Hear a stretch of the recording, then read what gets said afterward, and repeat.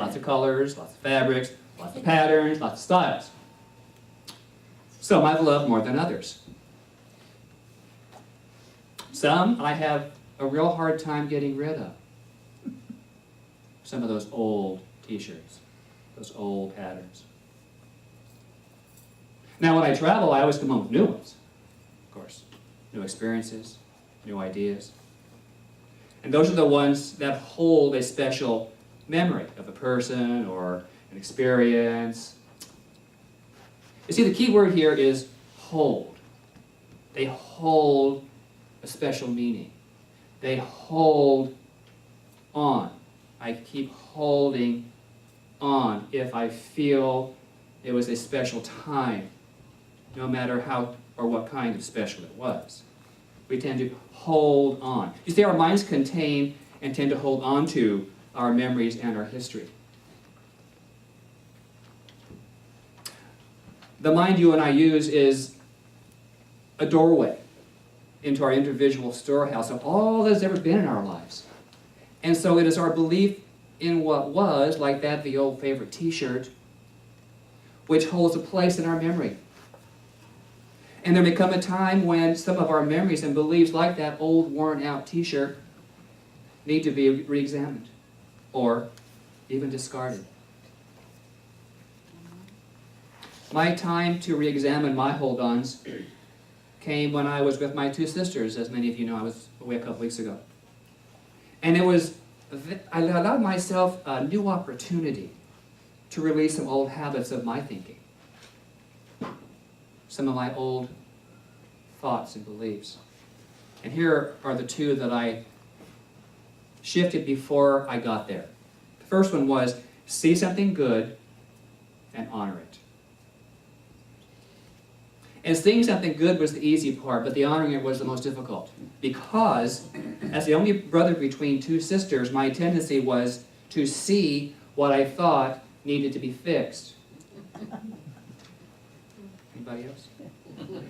No matter how minute or irrelevant it was, I wanted to fix it. Because I knew better. Because I'm the brother.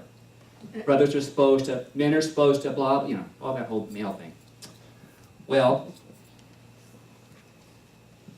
that t-shirt was so old and tattered that I didn't even pack it this time.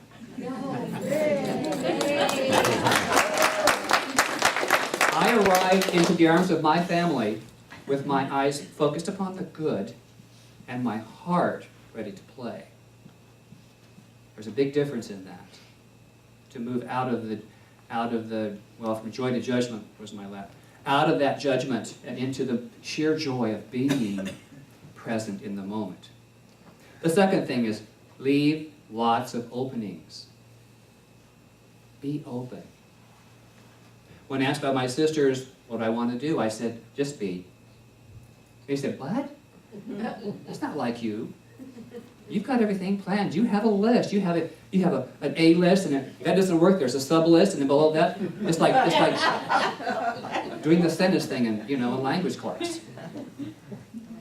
What's wrong with you? You have no plans. You have no purpose. Those are all my thoughts behind that. There's no purpose if you don't have a plan. Wrong. My purpose was to love and to be and to leave a lot of openings so that I could be more present in every current situation. I have a question. When you left your car this morning, or your motorcycle, or your egg truck, and you got to the front door of the building, what do you remember seeing? Do you remember your walk up? Good. A lot of people don't. They're either thinking about what's at home or what's next to do after here. So, unconsciously moving through life. You're here, you're there, but in between, where are you? Where are you?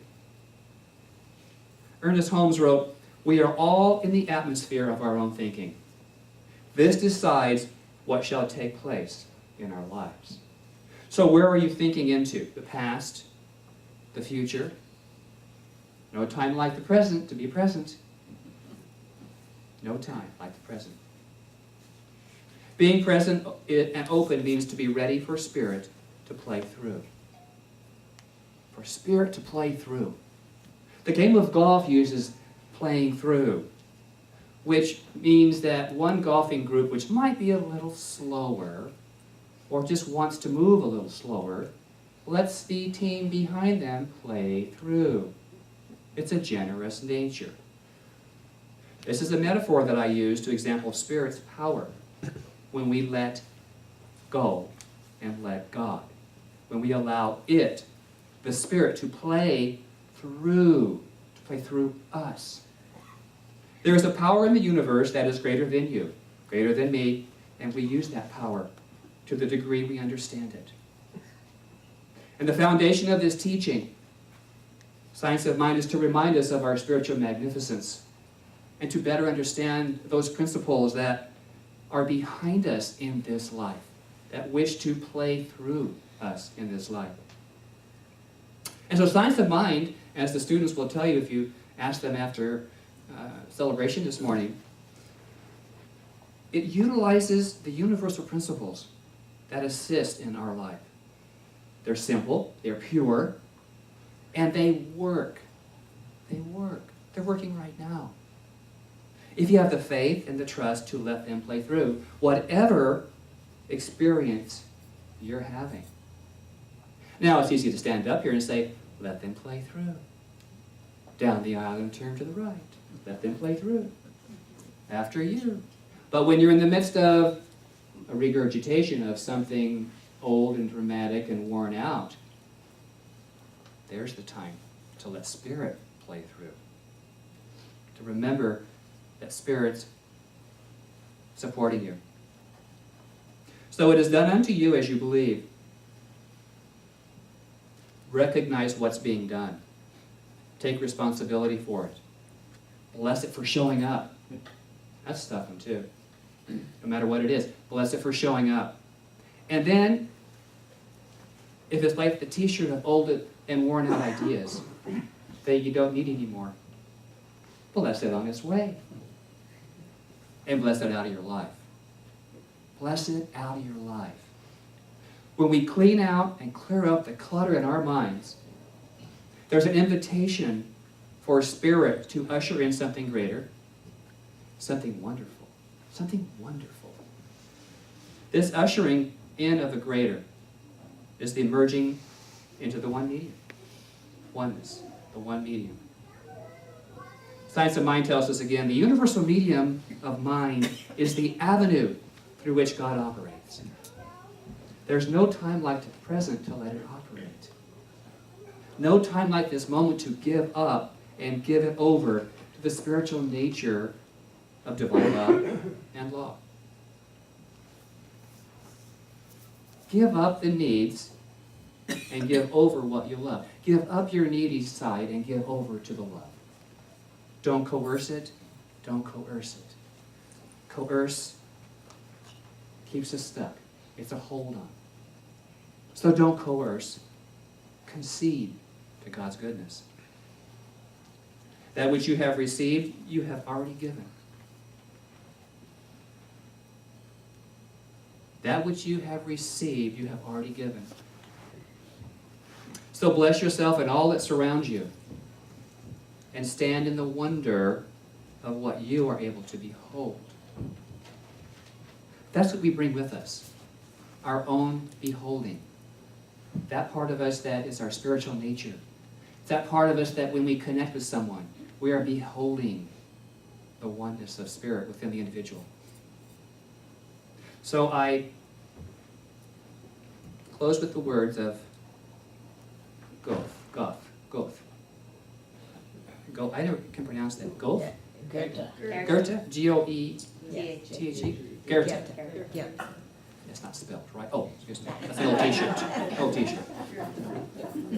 Anyway, he said, are you in earnest? Seize this very minute.